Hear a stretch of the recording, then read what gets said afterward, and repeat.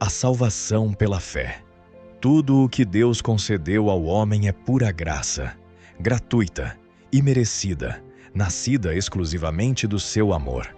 Desde o primeiro sopro de vida até cada bênção presente, nada há em nós que justifique a menor graça divina. O homem está desprovido de toda a glória perante Deus, corrompido no seu coração, incapaz de oferecer qualquer satisfação pelos seus pecados. A árvore podre não pode dar bons frutos, e assim, o coração humano, abandonado a si mesmo, só produz miséria. No entanto, Deus, na sua misericórdia, não nos deixou nesse estado. Se os pecadores encontram graça diante dele, é graça sobre graça. E a maior de todas as bênçãos que ele derramou sobre nós é a salvação. Por isso, o apóstolo não diz simplesmente que seremos salvos, mas algo mais imediato e mais vivo. Pela graça sois salvos, por meio da fé. A graça é a fonte, a fé, a condição. Isto leva-nos a 3 perguntas que Wesley aborda neste sermão. Por meio de que fé somos salvos? Em que consiste essa salvação? Como responder às objeções mais comuns que se levantam contra esta doutrina? Primeiro, por meio de que fé somos salvos? A fé que salva não é qualquer fé. Wesley distingue cuidadosamente 3 tipos de fé que não são a fé salvadora. A primeira é a fé dos pagãos. O Criador exige de todo o ser humano que acredite na sua existência, na sua justiça e na obrigação moral de viver retamente. O grego, o romano, o cita e o indiano não tinham desculpa se ignorassem isto. Mas essa fé, sendo verdadeira no que alcança, não é suficiente para a salvação. A segunda é a fé do diabo, que, em certo sentido, é mais ampla do que a do pagão. O inimigo de Deus não só acredita na existência divina, como reconhece Jesus como o Filho de Deus. Ele confessa-o com as suas próprias palavras. Eu sei quem tu és, o Santo de Deus. Acredita em toda a Escritura, conhece as profecias, treme perante a verdade. E, no entanto, essa fé não o salva, porque é puramente especulativa, fria, sem raízes no coração. A terceira fé que também não salva é a que os próprios apóstolos tinham enquanto Jesus esteve na terra. Acreditaram nele, seguiram-no, realizaram milagres em seu nome. Mas ainda não compreendiam a necessidade da sua morte, nem o poder da sua ressurreição. Era uma fé incompleta, que esperava a sua plenitude na cruz e no sepulcro vazio. Qual é, então, a fé que salva? É a fé em Cristo, que tem 2 únicos objetos: o próprio Cristo e Deus por meio de Cristo. Não é um assentimento intelectual, nem uma sucessão de ideias na mente. É, como diz a Escritura, uma disposição do coração. Com o coração se crê para a justiça. É uma confiança plena no sangue de Jesus, a esperança firme nos méritos da sua vida, morte e ressurreição, o repouso nele como nossa expiação e nossa vida. Numa única palavra, a nossa salvação. Em que consiste a salvação que esta fé produz? A salvação não é algo que se espera apenas para o além.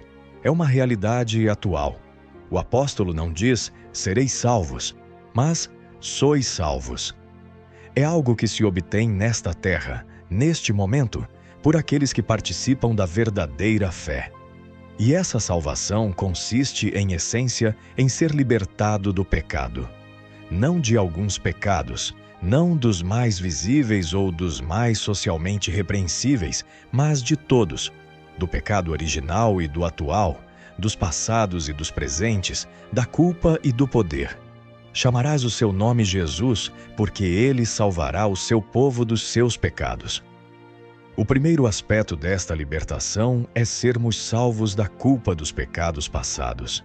A lei só pode dar conhecimento do pecado, não liberdade dele. Nenhuma obra humana pode justificar o homem perante Deus. Mas a justiça de Deus pela fé em Jesus Cristo é para todos os que creem. Cristo destruiu a maldição da lei ao tornar-se maldição por nós, retirando a acusação que nos era contrária e pregando-a na sua cruz. O resultado é que não há condenação para aqueles que estão em Cristo Jesus. Juntamente com a libertação da culpa vem a libertação do medo. Não do medo filial, o medo de amar a Deus e não querer ofendê-lo, mas do medo servil, do terror do castigo. Aqueles que creem receberam o espírito de adoção, não o de servidão. Clama Abba, Pai, porque o próprio Espírito lhes dá testemunho de que são filhos de Deus. E nessa certeza vivem com uma paz que o mundo não pode dar nem tirar. Mas a salvação vai ainda mais longe. Liberta do poder do pecado. Aquele que é nascido de Deus não peca habitualmente, não peca voluntariamente, não peca por desejos pecaminosos deliberados. A sua vontade opõe-se ao pecado, abomina-o. Não porque seja perfeito em todas as circunstâncias, mas porque a semente de Deus permanece nele e o sustenta. Assim como um recém-nascido recebe o leite que o nutre, o crente recebe a graça que o transforma e o leva, de fé em fé, de graça em graça, até à maturidade em Cristo. Resposta às objeções. A doutrina da salvação pela fé sempre enfrentou as mesmas objeções. Wesley recolhe-as e responde-lhes com clareza. A primeira objeção sustenta que pregar a salvação pela fé apenas é pregar contra a santidade e as boas obras. A resposta é direta. Se a fé que pregamos estivesse isolada das boas obras, a objeção teria peso. Mas a fé que ensinamos é precisamente aquela que produz boas obras e santidade. Não as substitui, gera-as. Aqueles que confiam unicamente no sangue de Cristo são exatamente aqueles que usam todos os meios que Ele estabeleceu para praticar as boas obras que Deus preparou para que andássemos nelas. A segunda objeção questiona se esta doutrina não desenvolverá o orgulho nos crentes. Wesley responde com as palavras do apóstolo: "Não te ensoberbeças, mas teme." Quem confia na graça, precisamente porque sabe que nada merece, tem motivo para a humildade, não para a jactância. Onde está a jactância? Está excluída. Por qual lei? A das obras? Não, mas pela lei da fé. Nem a fé nem a salvação vêm de nós, são dom de Deus. A terceira objeção é que esta doutrina pode levar os homens a pecar mais, confiando que a graça abundará. Wesley reconhece que alguns o fazem, mas o seu sangue recairá sobre as suas próprias cabeças. A bondade de Deus, longe de convidar ao pecado, deve mover ao arrependimento sincero. E aqueles que buscam a Deus de verdade, Ele se revela com uma rapidez surpreendente. O carcereiro de Filipos, os 3.000 do dia de Pentecostes, todos receberam essa fé repentinamente como o raio que rasga os céus. Uma quarta objeção diz que esta doutrina levará ao desespero aqueles que descobrirem que as suas boas obras não os salvam. Wesley responde que esse desespero é necessário e saudável. Ninguém pode confiar nos méritos de Cristo sem antes ter renunciado completamente aos seus próprios. Aquele que ainda confia na sua própria justiça não pode receber a justiça de Deus.